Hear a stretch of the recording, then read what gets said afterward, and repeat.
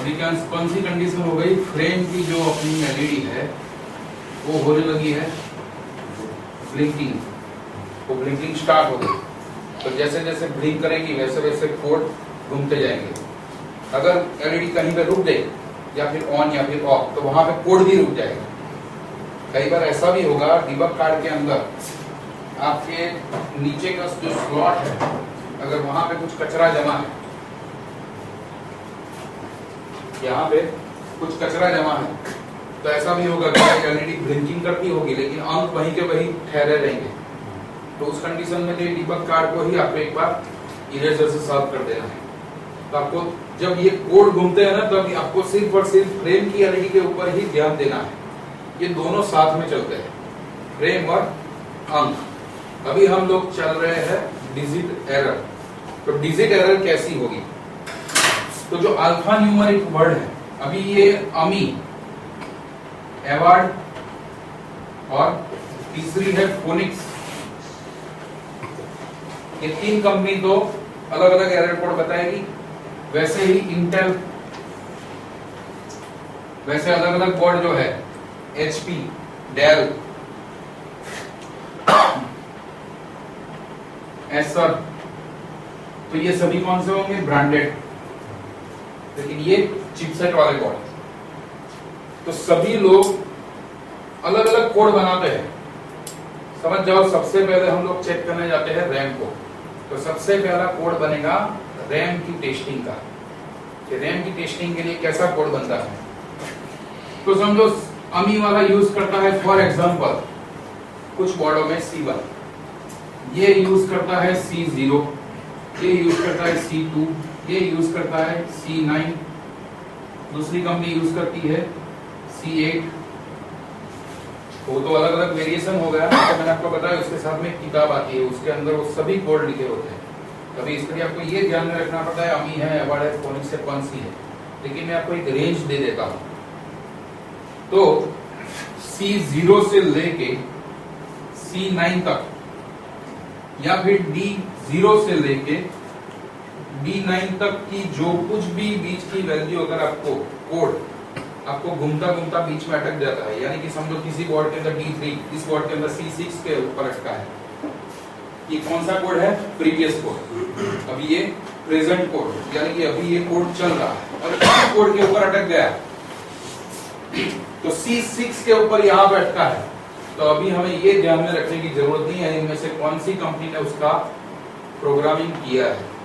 मैंने आपको एक रेंज दे दी कि इनमें से कोई भी, वो चाहे किसी भी सॉफ्टवेयर डिजाइनर का हो, तो ये सभी लोग इस कोड का मतलब निकालते हैं रैम। कौन सा, रैम सेक्शन। तो C0 से लेके C9, D0 से लेके D9, ये सभी रैम सेक्शन के कोड हैं। जो पहले की HD रैम वगैरह आती थी उसके अंदर C0 से लेके C9 यूज करते थे। DDR रैम जब आई उसके बाद में D0 से लेके D9 यूज करने लगे। तो आप उसको एक यूनिवर्सली तरीके से ही याद रखो, C0 से लेके D9 तक की कोई भी वैल्यू आती है तो वो वैल्यू कहलाएगी रैम सेक्शन वाली। अभी आगे आपको यहाँ पे जो न्यूमेरिकल कोड है उसके अंदर क्या दिखता है कि न्यूमेरिक भी है और अल्फा भी है। तो न्यूमेरिक और अल्फा ये दोनों कोड जो है वो RAM section, BIOS, ICH, GMCH, CPU के कनेक्शन के बारे में ही चेकिंग करता है। तो ऐसे कोडों के अंदर आपको या तो रैम सेक्शन को करना है, उसके बाद में करना है बायोस रीप्रोग्राम, रैम सेक्शन या फिर बायोस रीप्रोग्राम। इसकी प्रायोरिटी कैसे दें कि C0 से लेके C9, D0 से लेके D9 है तो सबसे पहले रैम सेक्शन को चेक करो। रैम सेक्शन का आपको फ्लोचार्ट दिखाया है, उसी फ्लोचार्ट को आपको फॉलो करना है। और बायोस है तो बायोस के लिए आपके पास में प्रैक्टिकल वर्क में देखा बायोस को कैसे प्रोग्रामिंग करते हैं। तो बायोस के लिए कुछ भी चेक करने की जरूरत नहीं, ये कोड दिखाता है, आपको बायोस को निकाल के सीधा ही उसको करना है रीप्रोग्राम। उसका नंबर कैसे देखना वगैरह वगैरह हम लोगों ने देखा है ना वर्जन में, तो उसको कैसे रीप्रोग्राम करना है वो भी देखा है, रैम सेक्शन का भी देखा है। तो इन दोनों चीजों को आपको करना है। अगर आपको दूसरे कोई कोड लिखते हैं जैसे कि ई सीरीज में सी के बाद में डी, डी के बाद में ई से लेके E9, तो इसमें सबसे ज्यादा E9 का कोड आता है, वो है बायोस। इसके अंदर बायोस 101% प्रॉब्लम वाली होती है, या फिर सीमोस क्लियर जंपर वगैरह वगैरह। एक बार बायोस को सीमोस क्लियर जंपर से क्लियर कर लो, अगर नहीं होता है तो बायोस को रीप्रोग्राम करो, ठीक। तो यहाँ पे बायोस को अभी आपको चेक कर लेना है, और बायोस से नहीं होता है तो इसके बाद की प्रायोरिटी रहती है रैम सेक्शन। तो रैम सेक्शन के फ्लो चार्ट के अंदर देखना, रैम सेक्शन के फ्लो चार्ट के अंदर बहुत सारी चीजें हैं, वो सीपीयू सॉकेट, नेटवर्क रजिस्टर, उसका पावर सप्लाई, बराबर। तो यहाँ पे वो सब लिखने की जरूरत नहीं पड़ेगी, रैम सेक्शन के फ्लो चार्ट को फॉलो करो। रैम सेक्शन लिखा है यानी कि उसका फ्लो चार्ट। अभी आगे कैसे नंबर आएंगे, न्यूमेरिकल, इसमें अल्फा नहीं है देखो, तो ये न्यूमेरिकल जो वर्ड है, न्यूमेरिकल अंक आते हैं, तब आपको समझ जाना है अभी आपका डिस्प्ले आने की तैयारी में है। आपको तुरंत ही VGA को लगाओ या फिर कीबोर्ड को लगाओ। अगर पोस्ट कोड सभी सही है पर डिस्प्ले आने की तैयारी में है तो आपको दो जगह पे बताएगा। कहां पे, एक तो कीबोर्ड पे, कीबोर्ड की नमलॉक एलईडी जो है ऑन ऑफ होती है, तो आपको समझ जाना है कि भी VGA के ऊपर डिस्प्ले नहीं आता, तो किसके रिलेटेड प्रॉब्लम आएगा, VGA। हॉरिजॉन्टल और वर्टिकल सिंक नहीं बन रही, तो VGA का भी हम लोगों ने कल देखा था, तो उस सेक्शन में भी जा सकते हो ना। कैसे कि कोड आपके ऐसे दिखे, तब तो आपको VGA के ऊपर ही ध्यान देना है। कैसे, जिसके अंदर नंबर है, और 10-15 कोड के बाद में डिस्प्ले आ ही जाता है। अगर पहले, दूसरे, तीसरे या 5वें कोड के अंदर अटकता है तो समझ जाओ डिस्प्ले नहीं आएगा, वो किसी जगह पे रुका होगा।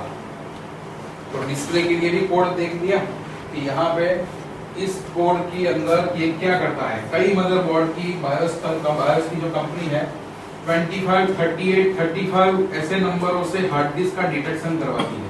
तो हार्ड डिस्क डिटेक्शन आपको सुबह के स्क्रीन के अंदर दिखता है ना, बराबर, लेकिन अभी आपको VGA के ऊपर नहीं दिख रहा है, तो आप नमलॉक से चेक कर लो। तो नमलॉक ऑन ऑफ हो रही है लेकिन आपका VGA चालू नहीं हो रहा है, उसका मतलब यही हुआ। तो VGA के लिए आपको दिखाया था वही चीज कि हॉरिजॉन्टल वर्टिकल सिंक नहीं आ रही है। अब डिस्प्ले कार्ड लगाओ, तुरंत डिस्प्ले कार्ड लगा के आप चेक कर सकते हो कि भाई डिस्प्ले आ गया, यानी कि VGA का ही फॉल्ट है, तो मालूम पड़ जाएगा वो, बराबर। तो मॉनिटर के लिए भी या फिर VGA के लिए भी आपके पास में कोड आ गया। अभी यहाँ पे प्रायोरिटी भी डिसाइड कर ली, कैसी कि शुरुआत के अंक किसके लिए रहेंगे, रैम सेक्शन के, और दूसरे बायोस।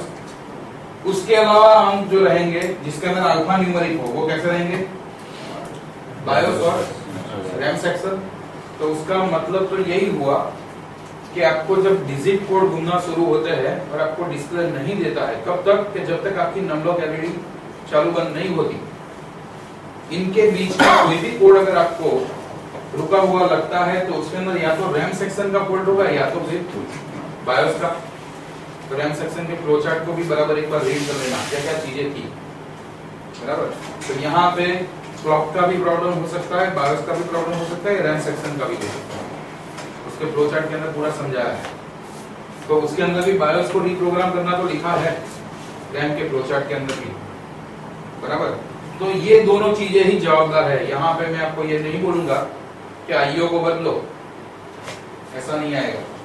या फिर मैं आपको ऐसा नहीं बोलूंगा कि आपको VRM को चेक करना है, VRM चेक नहीं करना है। क्यों, VRM का फॉल्ट होता तो कौन सा एरर आता, रीसेट एरर में ही रुक जाता है। सभी एरर अलग अलग। अभी उसको लॉजिकली सोचो, पूरे मदरबोर्ड को इकट्ठा करके शुरुआत से लेके एंड तक पूरा प्रोसेस क्या होता है, कहाँ पे अटक रहा है। तो आईओ का काम कब खत्म होगा, जब रीसेट उसने कंप्लीट कर लिया, उसका फ्रेम कंप्लीट हो गया, तभी एलपीसी वगैरह चीज सही है।